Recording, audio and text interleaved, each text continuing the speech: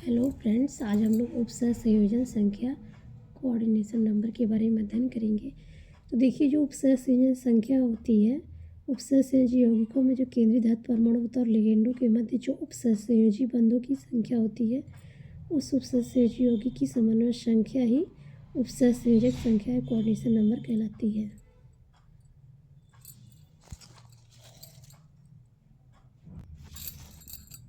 जब यौगिक में एक दंती लिगेंड होते हैं तब उनकी उपसर्ग संयोजी यौगिक की जो समन्वय संख्या होती है वो एक दंती लिगेंडों की संख्या के बराबर होती है। और इसी प्रकार से समन्वय संख्या ही 2-3 वाले यौगिकों की संख्या कम होती है। समन्वय संख्या 2 वाले यौगिकों की जो संरचना होती है और एक ही, और समन्वय संख्या 3 वाले यौगिकों की संरचना समतली त्रिकोणीय होती है।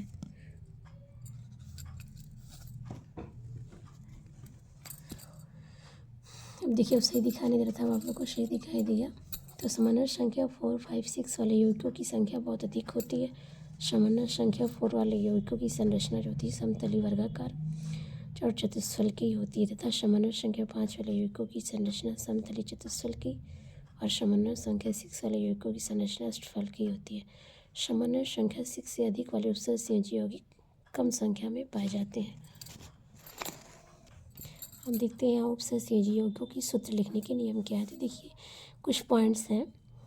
उपसर्ग संयोजी यौगिकों के सूत्र समानता आयनिक यौगिकों की भांति धनायन को पहले और उसके बाद ऋणायन को इकाई के रूप में लिखा जाता है। और उपसर्ग संयोजी यौगिकों में धनायन चाहे सहआयन हो या संकुल आयन हो, उसे पहले लिखकर उसके आगे ऋणायन को हम क्या करते हैं, जोड़ देते हैं। और उपसर्ग संयोजी यौगिकों में सदैव संकुल आयन को बड़े कोष्ठक के अंदर लिखा जाता है, उसके बाहर आवेश को बड़े कोष्ठक के बाहर दाएं तरफ ऊपर लिखकर प्रदर्शित करते हैं। संकुल आयनों को लिखने में बड़े कोष्ठक के अंदर पहले केंद्रीय धातु परमाणु को लिखकर उसके आगे लिगेंड को लिखते हैं।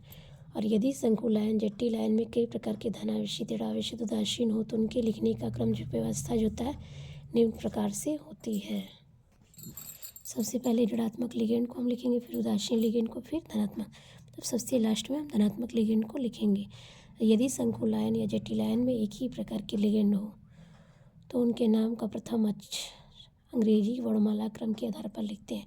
जैसे उदासीन लिगेंड H2 और NH3 दोनों होने पर H2 का H और NH3 का N अंग्रेजी वर्णमाला क्रम में N से पहले आता है। इस कारण से H2 को पहले लिखकर NH3 उसके बाद में लिखते हैं।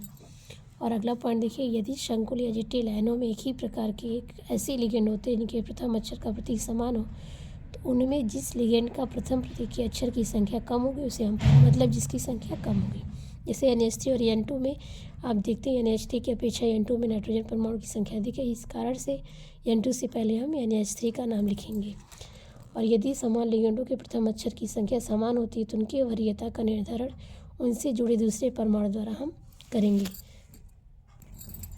और फिर 8वां पॉइंट उन्होंने ये बताया कि यदि लिगेंड बहुपरमाणु है, मैंने बहुत सारे लिगेंड परमाणु से जो है तो उन्हें छोटे कोष्ठक के अंदर लिखा जाता है, मतलब छोटे छोटे कोष्ठक के अंदर कई पार्ट में लिखा जाता है। अब यहाँ देखते हैं उपसर्ग संयोजी क्या है, UPC नामकरण के नियम क्या है, मतलब किसी नाम किस प्रकार से लिखते हैं। अब तक हमने सूत्र केवल देखा।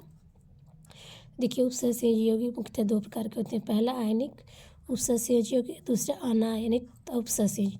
तो आयनिक उपसर्ग संयोजी यौगिक को IUPAC नाम सामान्य आयनिक यौगिकों की भांति धनायनों का नाम पहले लिखकर उसके आगे हम ऋणायन का नाम जोड़ देते हैं, जैसे K4FeCN का होल 6। तो पोटेशियम धनायन है, फिर हेक्सा मतलब 6, साइनाइडो मोनोसाइनाइड आयन, और फिर क्योंकि ये फिर ऋणायन चार्ज है, और थर्ड इसकी ऑक्सीडेशन संख्या।